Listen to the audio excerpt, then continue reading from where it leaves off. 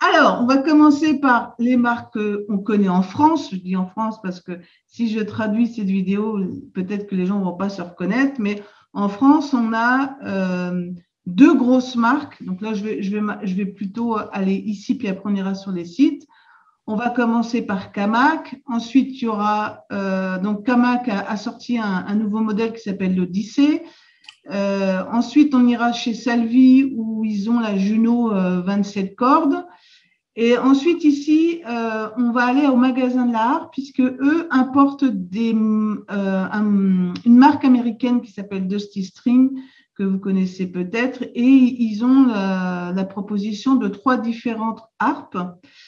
Qu'est-ce qu'il y avait d'autre? On verra, on va voir déjà ça. Alors, je vais déjà sur l'Odyssée. Si ça veut bien, là, il faut que ça redémarre. Donc ça, c'est le nouveau modèle qui est remplacé, en fait, qui remplace le modèle Bardic. Qu'est-ce que toi, tu as à en dire, puisque toi, c'est plutôt toi qui as fait des recherches sur ce modèle-là? Alors, l'Odyssée, à la base, ce que j'ai trouvé intéressant dans cette harpe, hein, c'est le fait qu'elle soit légère. Oui. J'ai trouvé qu'elle avait en plus un look qui était tout de suite reconnaissable. Je vais mettre ici. Ouais. Alors, on aime ou on n'aime pas, ça c'est une autre question, mais on sait tout de suite quand on en voit une que c'est une Odyssée. J'ai trouvé, alors, mon avis personnel, mais vraiment personnel, dans ce que j'ai pu entendre, donc sur des vidéos, le son est propre, clair. Par contre, je trouve qu'il manque un peu de personnalité. Mais là, c'est vraiment mon avis. Et là encore, c'est sur des vidéos, c'est pas écouté en vrai. Ça se trouve, je l'écouterais, j'irais chez Camac dans le 19e et j'en jouerais ou je m'en ferais jouer. Je dirais, ah, elle est géniale. Donc, ça, j'ai trouvé le son sans personnalité particulière. Mais pour moi, c'est une très bonne harpe de débutant. Les leviers Camac sont reconnus, c'est le genre de truc qui ne bouge pas.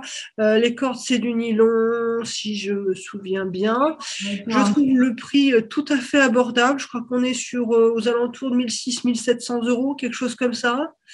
Est-ce que tu vois mon tableau ou pas? Oui, je le vois. Ouais, donc moi, ce que j'ai fait, c'est que voilà, j'ai fait un tableau. Donc, d'après ce qu'on a, alors, on a quand même une petite. Comment je pourrais expliquer ça? Ce qui nous a interdit avec Claire, c'est que le seul truc qu'on ne trouve pas sur le site dédié à l'Odyssée, c'est le prix. Alors oui, d'ailleurs, je me permets, aparté et message aux luthiers, aux fabricants de harpe de manière générale, mettez les prix. Même si ce n'est qu'une estimation, oui, parce qu'il y a des options, parce qu'il y a mettez les prix. Moi, il y a peut-être il y a certains luthiers dont on ne va pas nécessairement parler, mais quand je vois un site avec des harpes magnifiques qui me plaisent, mais qui n'a aucun prix, ou alors 23 000 options et pas un seul prix de harpe complète, je n'y vais pas, je ne contacte pas le luthier parce que je suis timide, comme j'ai dit, et je ne vais pas aller contacter quelqu'un en me disant « Ah ben tiens, j'ai un budget, on va dire, de, mettons, 1800 euros, si la harpe en coûte 4000, parce que oui, une harpe de 27 cordes peut coûter 4000 euros. Ouais. Ce n'est pas une question de justifier ou pas justifier, chaque personne fixe son prix, ça, ce n'est pas le problème. Mais l'acheteur, s'il n'a pas un site internet qui marche et sur lequel on n'a pas de prix, c'est vrai. C'est vrai qu'on a passé quand même quelques heures avec Claire à regarder et il y a des luthiers, ils n'ont aucun site. Ah oui, alors ça c'est encore pire. Et pourtant, des luthiers particulièrement reconnus, certainement adorables, qui font des choses magnifiques, mais il n'y a pas de site. Voilà, il y a contacte pas. Et il y en a d'autres. Alors après, c'est un métier aussi. Il y en a d'autres où les sites datent des années 90. Alors oui, c'est compliqué. Alors, mais ça, je suis tout à fait d'accord qu'un luthier, c'est pas son job. Ouais. Par contre, il y a des gens dont c'est le job. Ouais. Et à partir du moment où on vend un produit, parce que malgré tout, une harpe, c'est un produit. Bah oui. Oui, puis sur Internet, je veux dire, c'est comme une plaquette. Et oui, et puis actuellement, on ne peut pas dire je vais me passer d'Internet, c'est pas possible. En plus, tu as des moyens, enfin moi je l'utilise, hein, mon site, je crée mon site avec, je vais faire de la pub, avec Wix, voilà, hein, parce que j'ai plus envie, je pourrais le faire, mais j'ai plus envie de programmer, de faire de HTML et puis du WordPress et puis de toutes ces conneries-là. Donc, il y a possibilité de faire quelque chose même de très simple, mais de très fonctionnel, quoi. Alors oui, et puis tout simplement, il y a des gens dont c'est le job, dont c'est pas si cher que ça. Il y a plein de jeunes qui ne demandent que ça, de faire des sites internet qui marchent, qui sont au courant du truc, qui font ce que l'on veut. Mais s'il vous plaît, les luthiers, faites quelque chose. C'est pas possible d'avoir des sites où on a l'impression que ça sort du début des années 2000 ou pas de site du tout. En ce qui concerne l'Odyssée, moi, le seule chose qui m'a un petit peu interpellée, c'est ce qu'on disait, c'est que, en fait, on ne peut pas se renseigner du prix. Mais alors, c'est pas seulement l'Odyssée, hein, c'est Camac, de manière générale, il n'y a aucune gamme de prix. Dans le temps, en cherchant bien sur leur site, on trouvait un fichier téléchargeable où il y avait les prix. Ouais. Non, non. Et là, c'est franchement, je trouve que Camac, là-dessus. J'allais vous poser la question, comme on dommage. Bah oui, c'est dommage. Bah oui, dommage parce que clairement, aujourd'hui, et surtout, bon, là, depuis 2020, comment on choisit une harpe si ce n'est par Internet? Clairement, si je voulais m'acheter une Odyssée, là, actuellement, j'habite dans l'Oise. Je suis à la région d'à côté de l'Île-de-France, donc soit il faut que j'attende que tous ces confinements s'arrêtent et que je puisse repasser en Île-de-France. Il faut que je prenne un rendez-vous. Bon, voilà. Alors que c'est vrai qu'il y a quelques années, on allait chez Camac comme on allait chercher le pain. Enfin, j'exagère, hein, mais je veux dire, il n'y avait pas, c'était pas compliqué. Là, c'est compliqué. On est obligé de passer par Internet. Donc, on a besoin, d'avoir donc un site valide, des gammes de prix, et aussi, on y reviendra, entendre l'harpe jouer. Oui. Ça donne une idée. On peut aller chercher sur YouTube, hein, c'est pas la question. Moi, je l'ai fait plein de fois et je suppose que toi aussi là. Mais donc, Camac valide tout sauf le prix. Oui. C'est le seul point rouge. Mais c'est vrai que quand on voit le fichier, là, je tourne parce qu'il est derrière ma caméra. Oui. Donc, je ne sais pas si Alors, vous allez me dire, mais comment on a fait pour avoir les informations? Parce qu'il y a des revendeurs qui donnent les informations. Mais c'est pas Camac, c'est des revendeurs. Je crois qu'il est basé à Lyon, le gars qu'on avait. Je sais plus. J'ai trouvé ça, c'est un revendeur sur Internet, mais je suis pas sûre que ça soit celui de Lyon, mais peut-être. Bon. En tout cas, elle fait 6 kilos. On ne sait pas si c'est avec les leviers ou pas. Je ne suis pas sûre. Je ne pense pas non plus. Connaissant Camac. Elle fait 99 cm. Ça, on a remarqué que c'était assez une norme. Oui. On tourne tous autour de entre 95 et 100. Ouais. Nylon dans son cas à elle. Là aussi, les histoires de tessiture, c'est-à-dire où est-ce que commence la première corde, ça aussi, c'était assez compliqué. Alors là aussi, c'était drôle. Pour une fois, c'est-à-dire qu'au départ, cette harpe-là, qui est faite par Sylvestre Charbin, je crois que la première corde commençait la plus grave sur le mi, et lors d'une vérification, je lui ai demandé de déplacer si c'était possible, parce que c'est vrai que on a plus d'utilité à avoir plus de graves que d'aigus. Je préférais commencer sur le dos 3, ce qu'on appelle, parce que c'est un peu une norme, et d'ailleurs c'est un peu la bardique, etc., qui m'a donné, moi, pas la tradition, mais enfin l'exemple, on va dire ça comme ça. Mais en fait, c'est la galère parce qu'il y a plein de modèles où tu te dis mais pourquoi tu fais ça? Et en fait, je pense que peut-être les luthiers, parce que c'est pas forcément leur métier d'être musicien, n'ont pas forcément la bonne conversation. Oui. Tu vois, totalement. De dire voilà, un musicien va dire écoute, moi je pense que personnellement tu auras plus de facilité à vendre une harpe avec ce standard-là, parce que les gens vont s'y retrouver, que sur un standard de lutherie pure. Tu vois ce que je veux dire? Alors oui, et puis alors, je vais dire bon, c'est peut-être à mon niveau à moi, mais disons que là actuellement à mon niveau, je vais faire attention à ça, mais quelqu'un qui débute, n'y connaissant rien, ne fera pas attention à cette histoire de cordes, de où ça débute, combien il y a d'octaves. Donc, peut-être qu'ils en ont rien à faire, justement. Enfin, rien à faire, c'est un grand mot, mais peut-être que c'est pas quelque chose sur lequel ils se penchent énormément. Oui. parce que voilà, il n'y a pas de retour non plus des clients qui achètent peut-être une première harpe.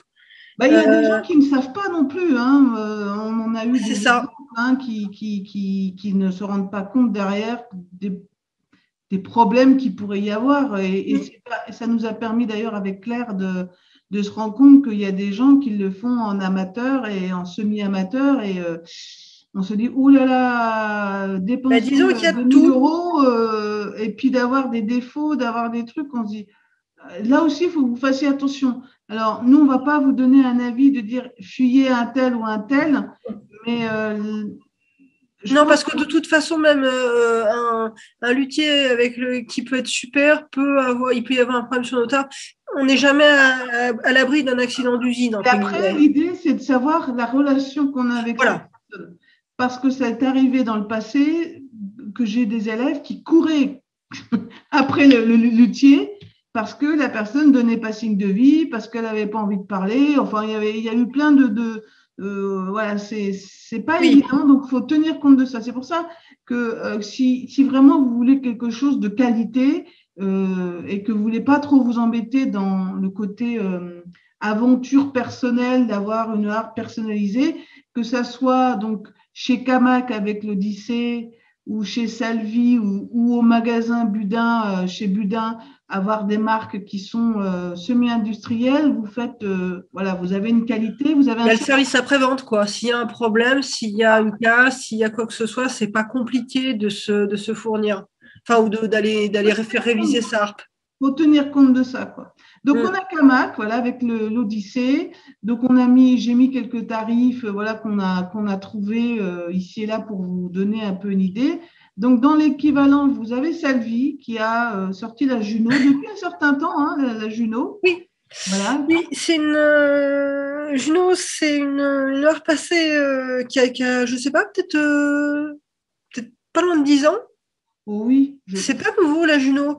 Euh, alors, Salvi, pour moi, c'est un peu compliqué d'en parler parce que je vais pas être très, comment dire, euh, pas très neutre. J'ai une passion pour les corps de Salvi en silk gut. Hmm. C'est un toucher, c'est quelque chose que j'adore. Je me suis même posé à une époque la question de ah mais si j'achète une harpe, est-ce que je peux changer les cordes pour du silgut si c'est une autre marque? Bon, la réponse est non, faites pas ça.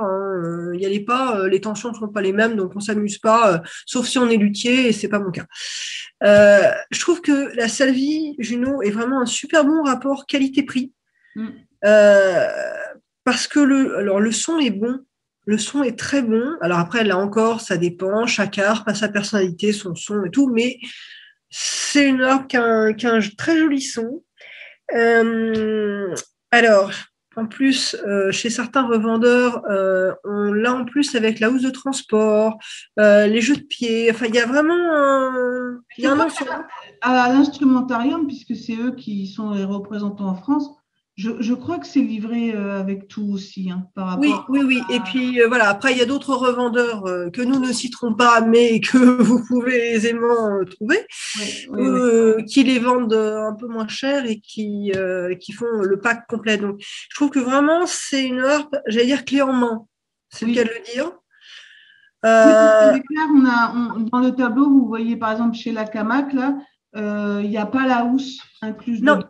Parce qu'on a et les housses Camac sont très, très chères. Et il n'y a pas les pieds non plus. Enfin, je veux dire, ça va dépendre du prix des options pardon, que vous choisissez. Voilà. Donc, il faut tenir compte de ça aussi suivant vos besoins. Moi, je dirais qu'en petite harpe, faudrait investir dans une housse puisque vous allez la transporter tant qu'à faire. Oui. Clairement, là, il faut investir dans une housse. Sachant qu'une housse, grande harpe, bon. Ouais. Et une housse, alors, je tiens à le dire parce que autant les housses de Camac sont pour. Alors, là encore, c'est mon avis.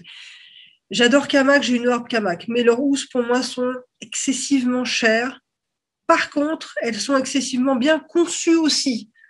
Est-ce qu'une harpe qu'on porte sur les deux épaules en sac à dos, entre guillemets, c'est super bien. Alors qu'une harpe qu'on va tenir à la main ou en bandoulière, ça vous scie les épaules, c'est foutu.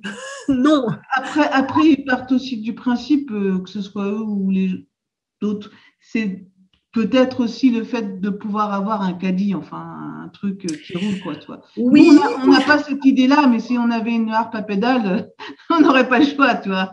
oui, oui. Alors, Salvi, ce qu'il faut voir aussi, c'est que, petite anecdote, mais je crois que ça a déjà été dit un peu partout, Salvi se focalise sur sa production de harpe à pédale.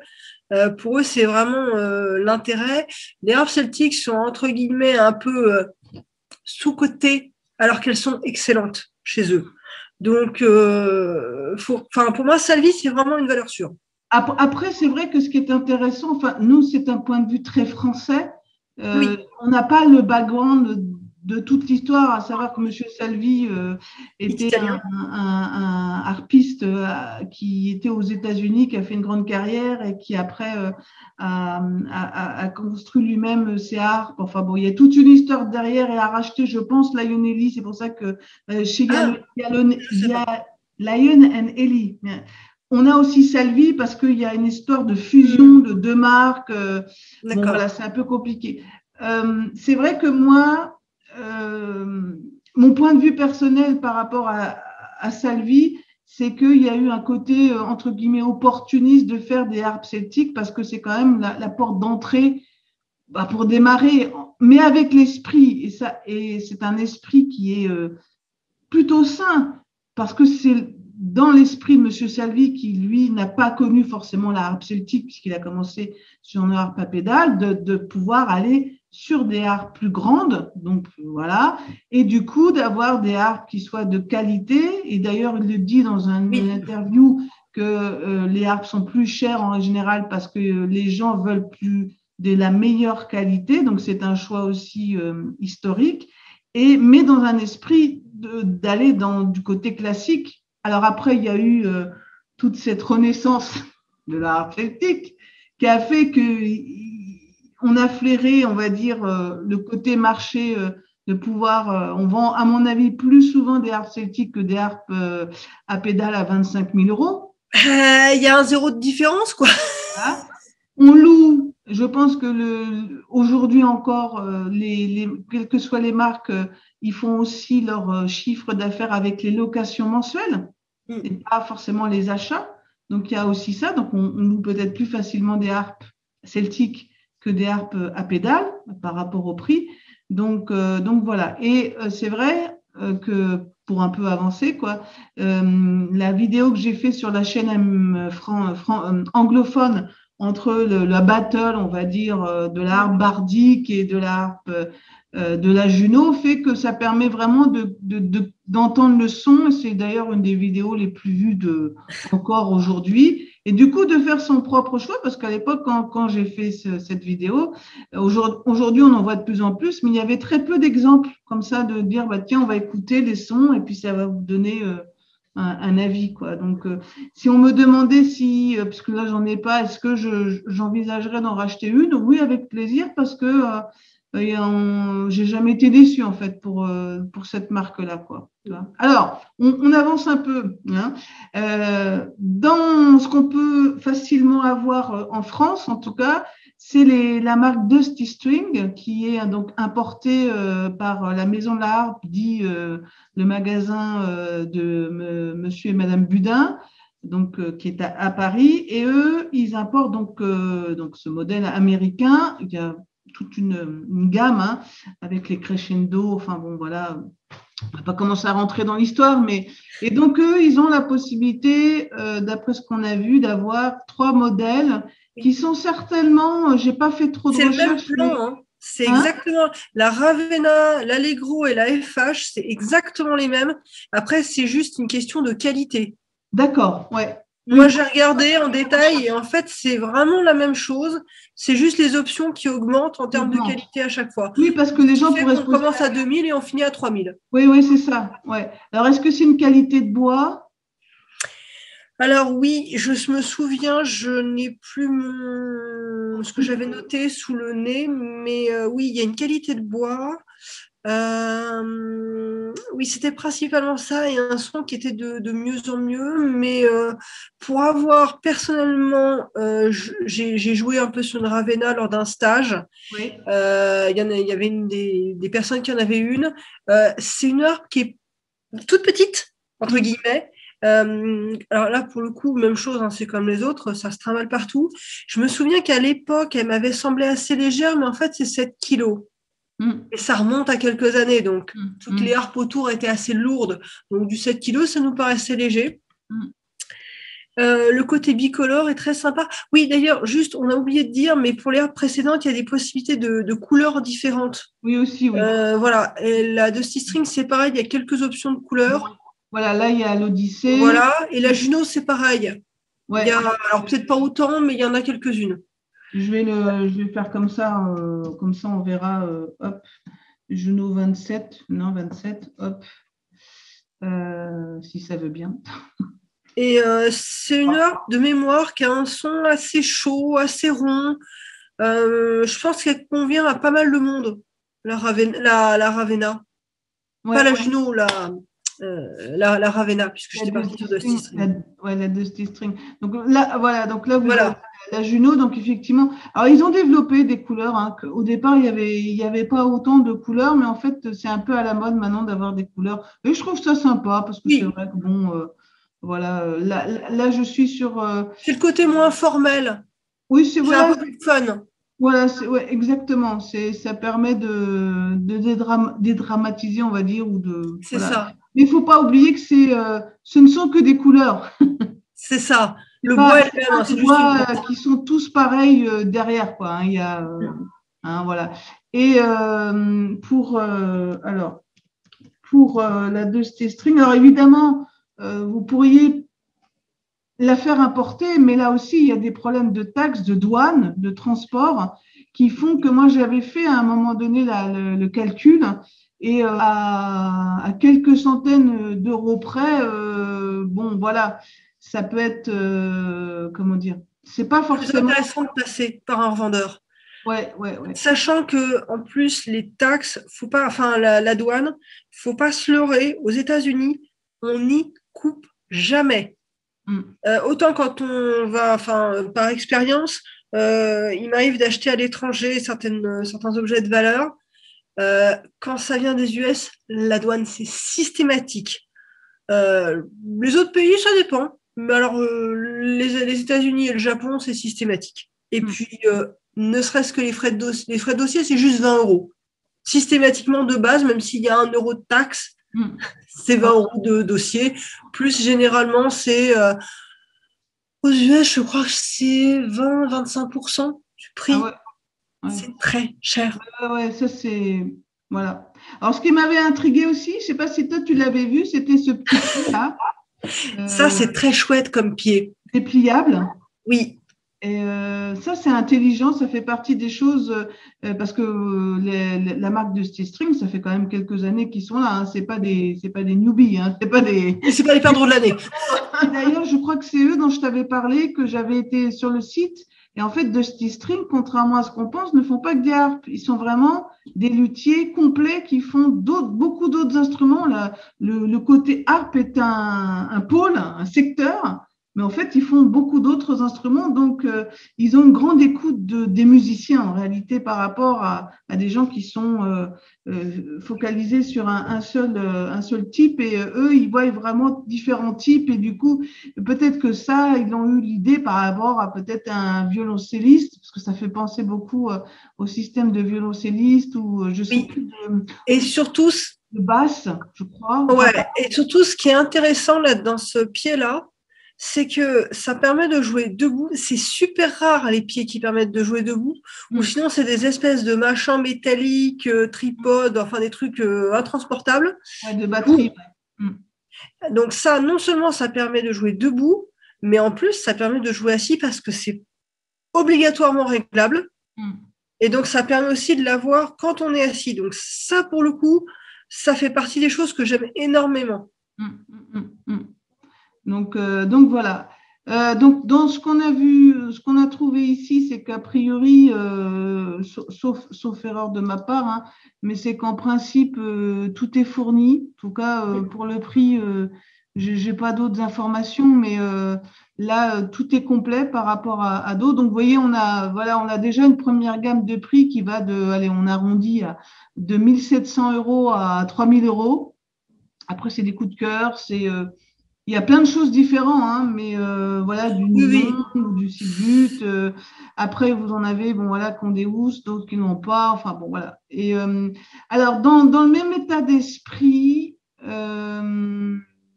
si je reviens sur ce dossier-là, j'ai trouvé quelques lieux en France où vous pouvez louer, voire acheter, suivant où vous habitez, par exemple à Angoulême, il y a la maison Thévenet. À Strasbourg, il y a la maison Arpège qui vend des harpes. À Mérignac aussi, j'en ai trouvé quelques-uns. Et j'ai trouvé aussi pour les francophones, et même les autres, des, des magasins comme Music Hug où vous pouvez louer, voire acheter des harpes en Pays de Galles, bien sûr, et en Irlande aussi. Alors, Harpe Essentielle, je crois que c'est là, il faudra qu'on y pense à y revenir. Je me demande si ce n'est pas le magasin où il y a des importations. ah oui. Je sais plus, tu vois. Donc, voilà. Et